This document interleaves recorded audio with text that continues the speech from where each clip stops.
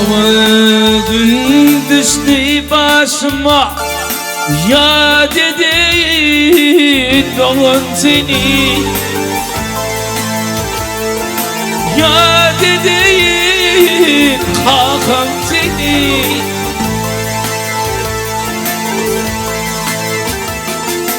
Bir düşman geldi karşıma, ya dayın bugün dayın seni.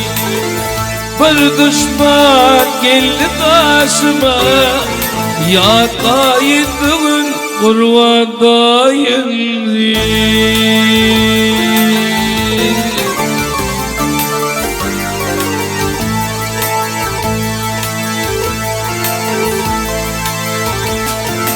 İnne düşman gelir valli, canı onları salar valli.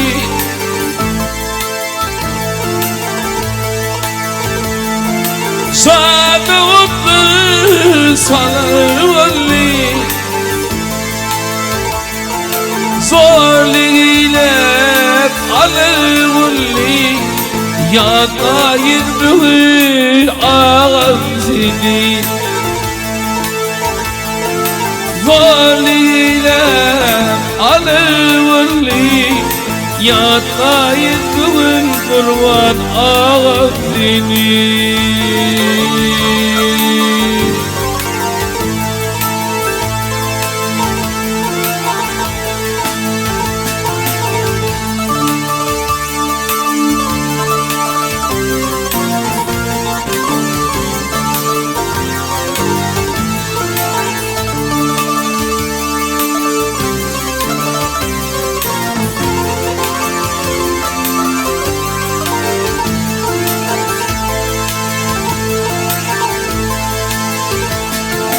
Yıkıldı ivan tahtım, niçin harap oldu bahtım?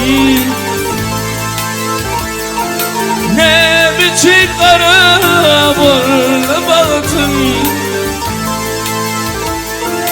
Bakır yiğit ölür vaktım, ya dediğin kakam seni.